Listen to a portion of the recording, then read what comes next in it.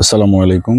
এটা যেটা দেখাচ্ছি এর আগে আমি একটা ভিডিওতে দেখাইছিলাম আপনাদেরকে। এটা হচ্ছে আমার এই যে পটলের জাংলির নিচে বা পটলের মাচার নিচে আমরা যে হলো এখানে মুখী কচু এবং এই যে ঢেঁড়স চাষ করেছিলাম, তার একটা আপডেট হলো আপনাদের মধ্যে শেয়ার করি। এর আগে দেখাচ্ছিলাম তখন গাছগুলো অনেক ছোট ছিল, তো আজকে দেখাবো আমি যে এর মধ্যেই হলো গাছগুলো, এই যে মুখী কচুর গাছগুলো আমাদের তোল থেকে দেখাই অনেক বড় বড় হয়ে গেছে মুখী কচুর গাছগুলো। এবং সাইডে যে ঢেঁড়সের গাছগুলো আছে এর আগে আমি দেখাচ্ছিলাম যে ফুল আসছিল, এখন দেখেন এই যে ফল চলে আসছে, এই যে ফল চলে আসছে, এই যে ধরছে, ফল চলে আসছে আর কি, ঢেঁড়স ধরছে। এই যে আমি যদি আরো দেখানোর চেষ্টা করি, এই যে প্রত্যেকটা ঢেঁড়সের গাছেই হলো ঢেঁড়স আছে।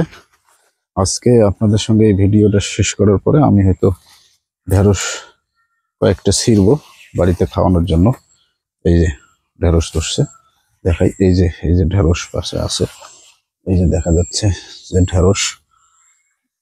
ঢেঁড়স আছে, ঢেঁড়সের ফুল আছে। এটা হচ্ছে জাস্ট হলো পরীক্ষামূলক, এটা হলো একটা সমন্বিত চাষ, যা আসলে হবে কিনা, বা এই যে মাচার নিচে যে জায়গাটুকু পড়ে আছে এই জায়গাটুকুকে কিভাবে হলো ব্যবহার করা যায়।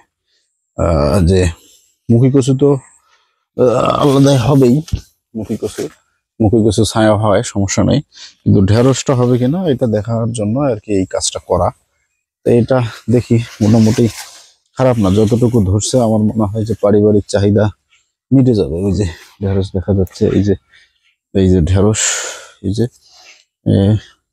একটু পরে এগুলো হলো ছিঁড়বো, দেখি কতগুলো হয়।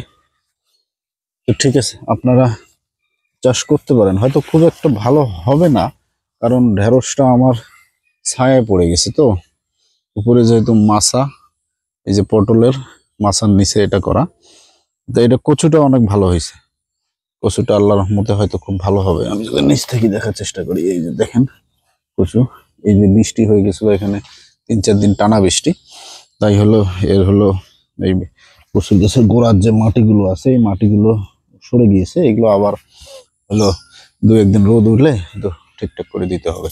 তো এর আপডেট হলো আপনাদের সঙ্গে আমি শেয়ার করব। ধন্যবাদ সকলকে, আসসালামু আলাইকুম।